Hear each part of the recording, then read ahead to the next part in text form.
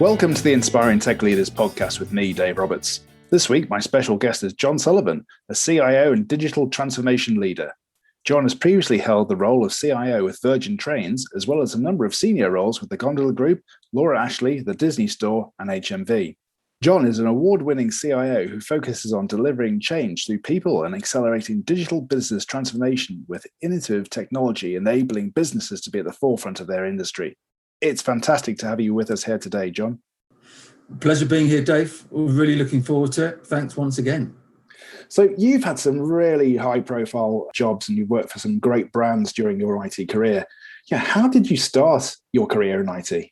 Yeah, well, Dave, it's a few years ago. I've got to tell you, I don't have free chicken anymore. I guess when I was at school, I had a talent for two things, which was quite unusual in that the combination of them. So I was pretty good at maths and things like stats, and I was pretty good at arts. I wasn't, and the stuff in between, I was, okay at best. And it was a period where technology was really taking off. Computers were being installed and actually starting to show some real business value. So I just thought, well, that's probably the thing for me. It's expanding, or the logic that you get from maths would be important. My brothers were into computers. That was kind of early computers and playing chess at home. So it's definitely started taking my imagination. And I thought, yeah, technology is a career for me. I probably didn't appreciate how well aligned I was to technology and as it kind of folded through my career. But yeah, I think I made the right decision. So one of your first management roles was working with HMV. Yeah, tell us a little bit more about that. Yeah, no, it was. And it was...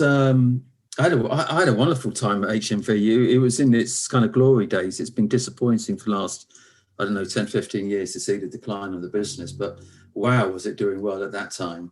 And it was a kind of a real greenfield situation there. So it was almost like, for me, there was a sorcerer and an apprentice. For sure, I was the apprentice, and the sorcerer was the guy who ran global business development and technology for HMV. And it was a starting point. It was, well, how are we going to deliver technology to HMV? And he was doing the main bulk of the thinking, by the way.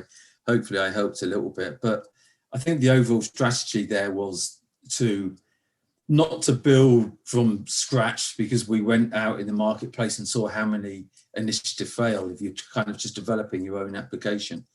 Mm. So I think the right thing, which was to buy a retail application to track stock and then develop that, not just for specifics for HMV, what HMV needed, but also to kind of expand about the functionality that HMV needed. So like, how do you manage supply returns? How do you manage customer returns, of goods? But the main thing there was, would you believe, I think we had 500,000 SKUs in the Oxford Circus retail shop. And that was just like, wow, really difficult about how you actually support the managers and sub-managers in the stores to find the right product. Because the music in London was very different to Birmingham, and that was different to Newcastle and Leeds. So the main business challenge, and hopefully this is going to be a common theme, Dave, about how you address business challenges, was actually, how do you support this team saying these are the product that is most likely going to sell? In the day before predictive analytics was as popular as it is today. Absolutely. So it was great fun, but really super hard work. And we did the right thing. So we purchased JDE, it was the retail kind of stock system. We did the Pacific developments, which took a year. And then we went into trial it into 2 stores, which is, God, I remembered this like it was yesterday, in Richmond and Manchester in the UK. And we had a prediction that the sales would increase because we had better stock and it was managed in a better way by 1.5%. But actually, what we found in the pilot stores, it was 3.5%. We were delighted. The business was delighted. And that was all about, actually, here's the right stock in the computer, to your point, was kind of had what we built in is some predictive software. It's, trying to be proactive in technology is so important, isn't it? We quickly got into the theme of, well, if it works in these 2 stores, let's roll it out. And I think in the UK, the profit was 3.5% once it had this new system in place. One of the things that I was really proud of is, whilst we were rolling it out in the UK, if someone left because the thing about store managers, they often leave one store and go to another. And it would surprise me. They would just travel across the UK, or go to Leeds, to Norwich, to Plymouth, wherever. And that's their job. They would just up their family and move them. But once we got to about a third of the stores having the new system, most store managers weren't moved to a store that didn't have the system. And that was, of course, we had the 3.5% revenue increase, but wow, that impacted the board. It's saying, the people don't want to work anymore in a manual way where they have to have their own judgment about what music to buy. And I think a lot of projects that we run even today, if you reflect on a happy set of colleagues and teams, that's a really, really big thing. Well, what a way to kickstart your tech leadership career. I think that's fantastic. But then you moved on to what my daughters would probably consider their dream job, working for the Disney Store. How did that opportunity come about, and what did you enjoy most about that role? Well, I spent a bit of time with HMV International. When we did the UK, we rolled it out. My God, Dave, I was in my mid-20s. We rolled it out to different countries, US and Canada, and it was equally successful. I think I was at HMV for 6 or 7 years, and it became a little bit actually kind of monotonous. So I started looking for a new role, and the Disney Store was looking for a head of IT for good reason. I wasn't head of IT at HMV because there was the master was there, or the sorcerer, should I say. But this one was role of kind of leading the tech team and covering everything. So it felt like a really good opportunity for me to start. And I think that worked really well, because probably one of the key things that we did is work with the Americans obviously it's an American company. And we really learned there and spent a good amount of time about how to manage change and what's the right process, making sure you're not overly bureaucratic, all the sort of things you and I do all the time, making sure your engagement is right. But in terms of leading a team and myself enjoying it, and really, I think, really properly learning my trade, that 6 years was fantastic. And we had to go through, so my age again, year 2000, we had the EMU, new currency, to adopt, because I ended up running international for Disney. So that's, if you're an American, that's a small part of the world that's outside the US. So the different needs were extreme. The HR system in Italy were completely different from the needs that you wanted in Singapore.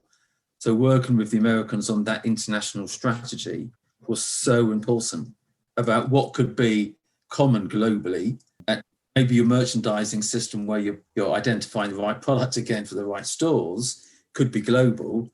Things like your payroll system, your HR system should only be local. And we refined that strategy really well in terms of, here's the rationale of what can be global and what can be kind of regional. And that thinking, I think, is a really important thing for anyone's career, is to maintain that level of thinking. What's your strategy, but also what's the rationale behind it? Underpinning all of that, of course, has got to be what's the maximum you've got to get from your technology. I'm another one that we learned is, don't get it overly complicated. So I'm one for a simple set of applications, and don't make your integrations overly complicated. But anyway, that was probably a summary of my time at Disney. You then went from what was a dream job for my daughters to what would probably be a dream job for my wife, because you went to work for Laura Ashley. So what sort of projects were you involved in during that time? Well, yeah, it was a good company. It was it had a absolutely disastrous retail implementation. They purchased JDE a year before I joined, and to be honest with you, it was a bit of a car crash. So I was hired to run technology and to really recover the situation. And the first thing was just to done an audit of where we were. And I went to some of the retail outlets, and they were selling paint at the wrong price. So there was some real fundamental, and this was all due to a bad implementation. So, that's one example of really that recovery was absolutely needed. And that took 6 months. It was quite interesting for me. Again, a great experience, but learning about how could a project like that possibly go so wrong? And actually, it probably won't surprise you, Dave, but it had nothing to do about technology. No, process and people. it's the process and people. And I think if you talk to most business departments in Laura Ashley, whilst they might have been very well intended, didn't know what IT were doing. IT didn't have that engagement skills. And no one was, exactly to your point, what's the right process? It isn't just, let's put in this technology, but people weren't even aware of what was coming. So there was a lot of work to do. Actually, there was a lot of talent in the team, but there's a huge amount of work to do to get what's the engagement, how often should we be talking, let's share realistically where we are, how you kind of recover and build. And you would know it was about growing momentum. And the big thing was the trust factor. Again, it isn't about technology. That trust factor was so low. And then, so when that was done, I was thinking, wow, how can we now show how technology can really impact a business? And I think it was one of my kind of standout board meetings at Laura Ashley, where we outlined how many returns was going on. I know this is a little bit dull, but actually the end result isn't dull. And I put up a number of figures, and it had 6 rows. And I remember the CEO at the time said, why have you got 6 rows of returns? And he didn't know that some of the goods, particularly around furniture, which was highly expensive, sofas, etc., were returned 6 times. And said, you only make a profit 1.1 return. So if there was a single return, the business has lost money. And there was many reasons why there were so many returns, particularly around what we call made to measure and made to order, where you have to get your curtains and the blinds, and it has to be exactly the right size. So what we did, we put it basically, firstly, onto the website, that the customers have to define the measures, the sizes, exactly the string that you need for the blinds or the curtains. It actually gets quite complicated. Puts it in those details themselves. Absolutely could have help from the Laura Ashley team, but the ultimate sign-off was before the customer. And then we started the multi-channel. So, okay, we've got it on the intranet. Why don't we put that into the stores? It's pretty much the same system. So we put that into the stores. Again, the customers could be supported, but they had to make sure that this was the pattern, this was all the details that they needed. And then we put that into the catalogue and the collection centre. So we really put in the same system, taking out a huge amount of legacy systems, putting one system which ensured that we were right because the customer signed it off. I don't think this was about blame, but actually ultimately what we wanted was for the customers to say, this is right, I'm happy with it, and sign on the dotted line. And that helped put the business from a negative point of view in terms of profitability into a positive point of view. But we were one of the first retailers, I think, to get into that proper multi-channel, one system that can cover all of the channels. So that was a fantastic initiative, and goes from chalk and cheese in terms of the skills that you need from a recovery project to actually one where you're really innovating. Very similar processes and engagement. You were definitely thrown at the deep end there. So, from a recovery project into a transformation project, that's great to hear. It must have been a really good experience. Yeah, I think it was five years again, or 6 years there, and building the team up. And again, it was, I think CIOs have seen a lot where the team are demoralised and they sometimes don't know what's wrong. So sometimes that outside help, fresh thinking, new energy, and energy is so important, isn't it? It can make such. So it was kind of help building the confidence of the team, getting them into a good place, and you can see the difference in people when they're most comfortable. So that probably took 6 to 12 months to get in. But that's, I think, more of a leadership thing to help your team grow. I think they needed to be in a much better position, a much better mindset. And after Laura Ashley, you went on to work for the Gondola Group, who at the time, I think, owned restaurants like Pizza Express and Ask and Zizi and Byron's Hamburgers and the like. So you were responsible for all aspects of technology and digital innovation. Yeah, what sort of innovation projects were you involved in? Yeah, great question, Dave. I mean, lots. I think probably the one that made the biggest impact, and it made a massive impact on the bottom line, is the customer database. So we did this for all of the brands within the group. So for Pizza Express alone, we got to 19 million customers on the database. We started growing that through getting companies to sign up, from our own first-party websites, from having partnerships with handbag.com, which was a big website at the time. We had an affiliation with that. We worked a lot with digital affiliates. But when the economy dropped in about 2007, 2008, we started using vouchering. So we would send vouchers, Monday, 2-for-1 pizzas. So a lot of people kind of remember it. But as the journey went along, we got into incredible sophistication on, what the customer's looking for. So my story and my family's story, we would always buy ice cream on a Sunday. Myself and my wife would take my 3 daughters to the local Pizza Express in Watford, and they always want ice cream. And I started getting vouchers to saying free ice cream for your daughters, because we did the basket analysis, what you were buying, what would emotionally appeal to you, and send the right message at the right time. You can see on the daily basis that I went there pretty much every Sunday. For sure, I was targeted. Margin erosion was light because myself and my wife would have a bottle of wine, which was high margin. There was no discount on the wine. The kids would have ice cream. It's 5p to put a large dollop of ice for a restaurant group at the time.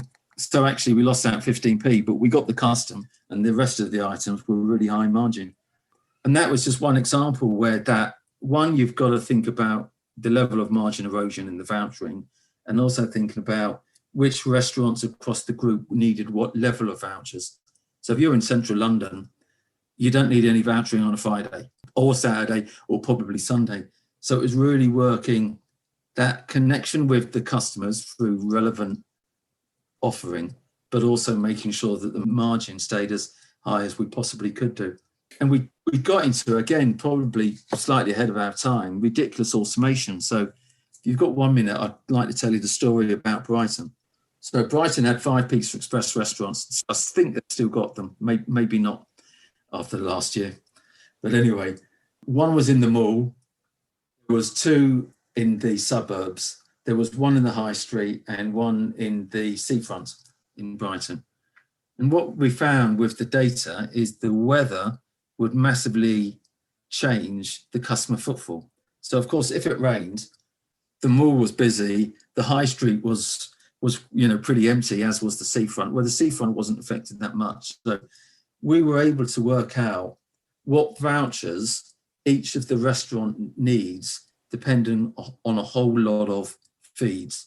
One would be critical, which would be the weather, but what's the number of reservations? What's the predicted footfall? And we could send our campaigns depending on the weather. And we got to a point where we could say to the marketing team, you don't need to run campaigns anymore because the system can automate all of that. We can take in all the data feeds that we need and we can automate all of it. I probably should have thought a little harder about that one, because we had a fantastic relationship with the marketing team, but it had a big impact on them because they were thinking, well, if this automation is so good, then maybe we're not needed. So we had to kind of rethink that a little bit. But we did put the automation in, and humans, instead of running campaigns, you just oversaw what was happening and making sure what the computer was suggesting was right. And was it Pizza Express that was also involved in doing some of those real-time table reservations as well? Yeah, and that was well, remember, Dave, that was a massive change. So I think it was probably 5 or 10% of the tables were reserved. So we started putting that on the website using small speedboats approach. So we do something one phase and then move on to the next phase with the learnings from the first phase. So we put that into 5 restaurants. That went well. Then we put it into 10, then 50, and so on. But that was about reservations on the website. And then what was really impactful was reservations on mobile. So you're out and about, my family, maybe your family, Dave, you want to know you're going to a restaurant in 15 minutes time and you want to make sure that you've got a table there. It could be raining or whatever, but that guaranteed table was really important. So we went from something like 5 or 10% reservations to something like 60% reservations, and more than half of that 60% was on mobile. So you could see the impacts on what mobile technology had on the restaurant sector. And these are the things that massively impacted on all of the 4 businesses. It was very slick, actually. I remember using it myself. So it was great. So you then went on to be the CIO for Virgin Trains, and I think that's when I first met you. So perhaps tell us a little bit more about their digital transformation journey and some of the experiences you had while working at Virgin Trains. Yeah, 5+ years, I had a brilliant time at Virgin. It was quite revealing because I had a retail and hospitality background. So going into a new business sector, there was a bit of anxiety about it. But as always, full energy on, make every day count. But I thought long and hard in my first few weeks about digital innovation. It's about, where do you start? So what's the first thing that you do? And I had to make sure that was pretty successful. So, and the first thought there, and because then you build momentum, you get something done, right? And then you can start doing the second, third, fourth, and fifth thing. But what we call is automatic delay repay, which was a big award winner in every way for customers, for colleagues, and actually a great PR for the business too. So you may not know, Dave, but if your train is half an hour late, you are due back 50% of your ticket. If it's more than an hour late, you are due back all of your price of your ticket. And I spent some time with customers, and I spent a lot of time in the stations on the rail, which I actually think is the modern CIO has got to spend a lot of time in the business. And there was a lot of frustration about actually what the customers had to do. They were telling me often on the train is like, when you're late, well, firstly, they couldn't be bothered because they knew the process was so bureaucratic.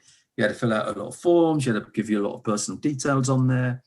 And then if you were lucky, maybe 2 months, 3 months later, you'd get a voucher. So you could use that voucher if you use Virgin Trains again. And a lot of our customers would use Virgin Trains once a year. So it really didn't work.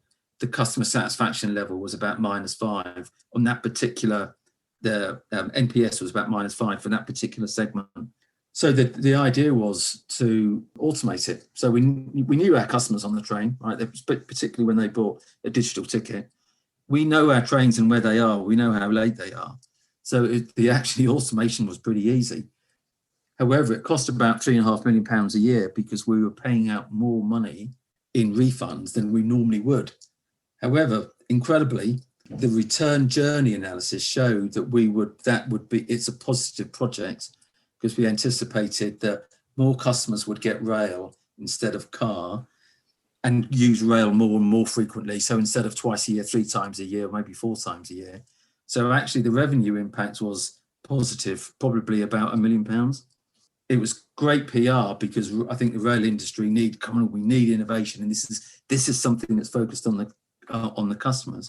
And it was great for colleagues too, because you could announce on the trains, we're really sorry that we're late. However, everyone that's bought a ticket on digital, tonight you will get your money back in your bank. So there was a silver lining there, and that's why our colleagues liked it. And I love projects where you can deliver something for colleagues and customers, and I think growingly with the digital options are so good now in the marketplace, you can do that. But that was a great example. That was the first one. And then we were on our road to innovation. I think many of the innovations, 5, 6, maybe even more initiatives that we did are now prevalent across the rail industry. And I'm really proud of what the team did. It wasn't just what we did, but how we did it and how connected we were. I know I'm very much one for culture, and the trust that we built up was phenomenal. The most important probably thing I did is ask the team, how do we want to work together? Come and tell me. So how do you actually do that? Because that's a question I ask on a regular basis to people, is how do you go about creating a culture of innovation? Where do you even start with it? Well, I think what probably comes natural to me is that, kind of one, you're always on show, and you should always think that you're on show and demonstrate, your passion, your energy and your excitement to deliver change. So one of the cultural pieces, I often ask, it's when we had a change team, and change team isn't just your technology, obviously, everyone in the business was involved in it. And asking them, how do we want to work as a change team? What values do we want to have? Bearing in mind the values of the business, of course, but how do we want to work as a team and demonstrate that energy? Articulate what the future could look like, and imagine if we had this. And I think often what we used to do is in Crewe, which wasn't too far from where you used to live, I think, Dave, had a stationary train. So we used to have innovation days where every 6 months we would take all of the frontline leadership and the board and say, this is the journey of a colleague about how it could be in the future. And this is the lens of a customer. So we used to mock up systems. They looked like they were real. Everyone who was using them thought they were real. They were mocked up, and there was probably cardboard behind them or some sticking plaster behind them, but it looked good. And we captured their imagination. So when it came to the CFO, yeah, I'll sign that purchase order.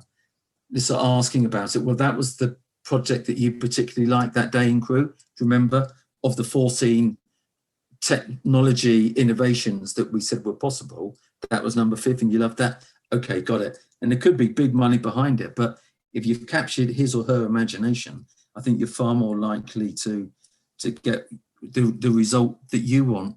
So I actually think innovation is an experience, and that, you know, taking people through, let's experience what the customer could see and experience what our colleagues and the future of our colleagues.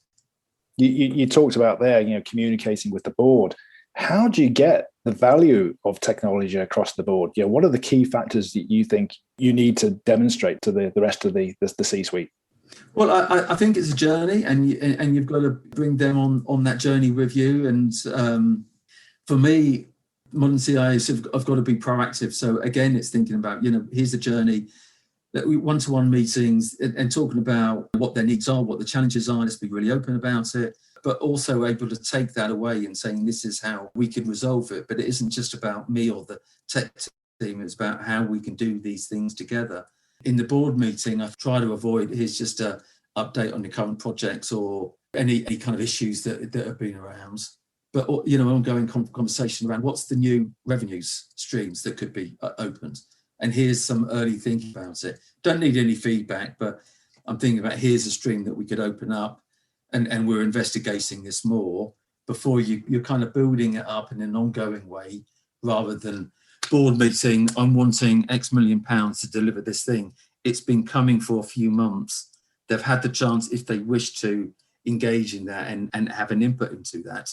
But I think for me, that ongoing conversation is important. And let's face it, digital innovation is going to be critical. I absolutely believe that businesses that are going to succeed are going to be really good at innovation, because it's a competitive world out there. And if you don't do it, your competitors will do. Absolutely. So what have been your career highlights to date, and what's your proudest moment in your career so far? My career highlight today, I think, has got to be at Virgin Trains. And I think I'm so proud of what we did as a team. It was about the pace of the change and the seismic change that we delivered, not just only for Virgin, but also across the rail industry. And I think the rail industry was desperate for innovation, and we were the train operator that gave by far the most. And I think within that, it's not just the change that we did, but it's how we did it, is the cultural change. And I've got to say, I'm delighted that we won the Best Technology Team in the UK award at the UK IT Awards, and also the Best Digital Team at the UK Customer Experience Awards. And frankly, the team deserved it, but it's how we work together is my proudest moment. So what is that best bit of advice that you'd received, you know, during your career ascent? And what advice would you give to others who are now starting out on their journey? I think there was, when I started Disney, I met someone, and the first thing he said to me is, you know, you've got to enjoy it.